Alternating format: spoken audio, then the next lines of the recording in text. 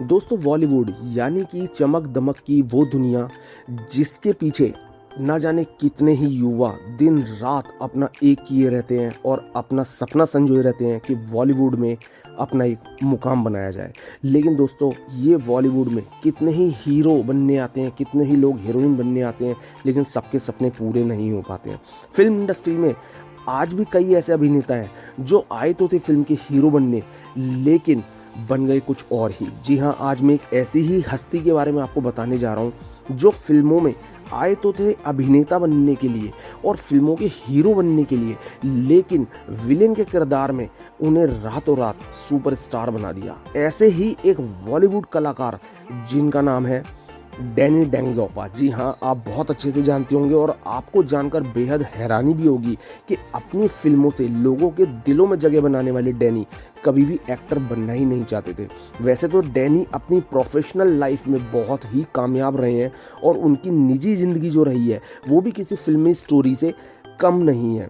दोस्तों 25 फरवरी 1948 को सिक्किम के गंगटोक में डैनी का जन्म हुआ था और उनका असली नाम शेरिंग फ्रिंट्सो डेंगजोपा है। उनका डिफिकल्ट नाम होने की वजह से सदी के महानायक जो अमिताभ बच्चन है, उनकी वाइफ जया बच्चन ने बदलकर उनका नाम डैनी रख दिया। दरअसल डैनी और जया दोनों एक ही कॉलेज में साथ पढ़ते थे और दोनों क्लासमेट रहे हैं। डैनी को इंडस्ट्री में एस्टैब्लिश करने में जया का बहुत बड़ा हाथ रहा है। वैसे आपको पता होगा कि लोगों पर अपने अभिनय का जादू चलाने वाले डैनी का सपना एक्टर बनने का बिल्कुल भी नहीं था। जी हाँ, डैनी एक्टर नहीं बल्कि इंडियन आर्मी ज्वाइन करना चाहते थे, लेकिन उनकी माँ उनके इस फैसले के सख्त खिलाफ थी। उनकी माँ चाहती थी कि उनका बेटा आर्मी में जाने के बजाय एक आर्टिस्ट बने।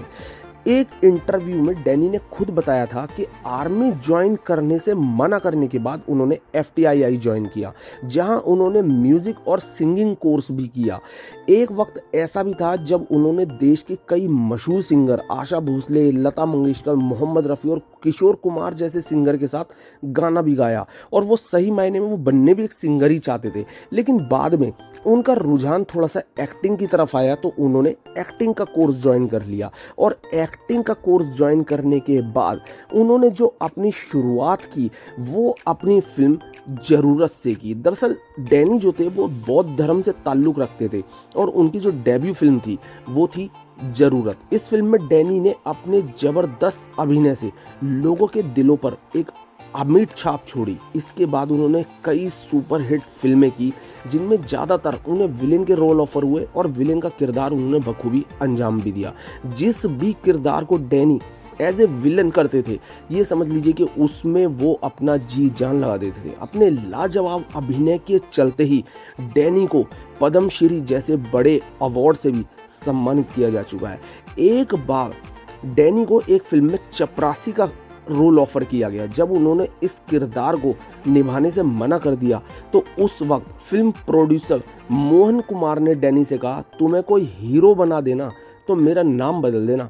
बहरहाल डैनी ने इंडस्ट्री में अपने अभिनय का कहीं ना कहीं देखिए दोस्तों लोहा बनवाया और बाद में प्रोड्यूसर साहब भी उनकी इस टैलेंट को देखकर कहीं ना कहीं उनको बोले वाह, मान गए। जीपी सिप्पी की फिल्म शोले एक यादगार और एक माइलस्टोन मूवी जिसमें गब्बर सिंह का रोल भी डैनी को ऑफर हुआ था, लेकिन डैनी ने ये रोल करने से मना कर दिया और बाद में ये रोल अमजद खान को मिला। इस फिल्म में गब्बर सिंह के कई डायलॉग आज भी लोगों की जुबान पर है। हालांकि गब्बर सिंह के किरदार के लिए सबसे पहले जो अप्रोच किया गया था वो डैनी को ही किया गया था और जीपी सिप्पी इसके लिए सबसे पहले डैनी से बात भी कर चुके थे, लेकिन वो अपने उसूलों के पक्के थे। दरअसल उस वक्त वो फिल्म धर्मात्मा फिल्म की शूटिंग कर रहे थे और शायद डेट क्लैश ना हो इसलिए उन्होंने इस फिल्म के लिए ना कर दिया।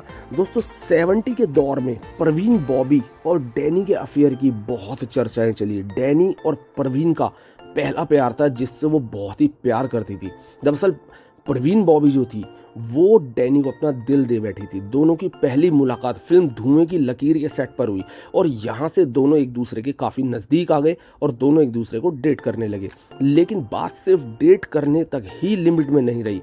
परवीन और डैनी उस वक्त बिना शादी किए लिव इन रिलेशनशिप में रहते थे। 4 साल तक एक दूसरे को डेट की और उसके बाद वो दोनों अलग हो गए, लेकिन उसके बावजूद भी उन्होंने कभी मीडिया में अपने मनमुटाव को जग जाहिर नहीं किया और एक दोस्त की तरह हमेशा मिलते रहे।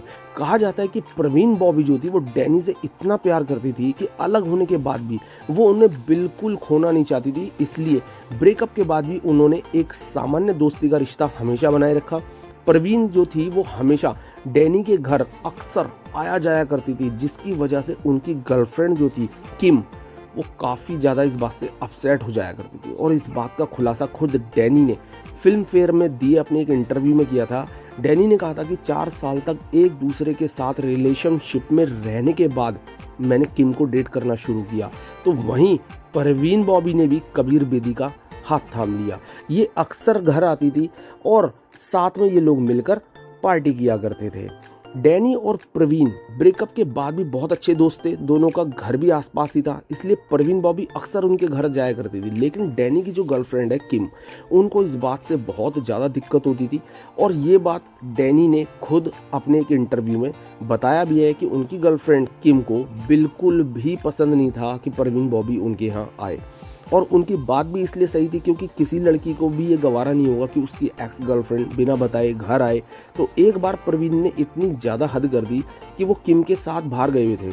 जब घर पर आए तो देखा कि प्रवीण बॉबी बेडरूम में टीवी देख रही थी। उस वक्त उन्होंने प्रवीण बॉबी को काफ़ी समझाया और इनके बीच एक छोटी मोटी बहस भी हुई, लेकिन फिर भी इस बात को बहुत लाइटली लेकर प्रवीण बॉबी वहाँ से चली गई। दोस्तों, डैनी ने अपने इंटरव्यू में एक और बात बताई थी कि प्रवीण बॉबी जो थी वो बहुत ज़्यादा उनके भी करीब थी और वो किसी भी कीमत पर डैनी को छोड़ना नहीं चाहती थी। और ये बात महेश भट्ट को भी पता थी, जो उन दोनों प्रवीण बॉबी को डेट कर रहे थे।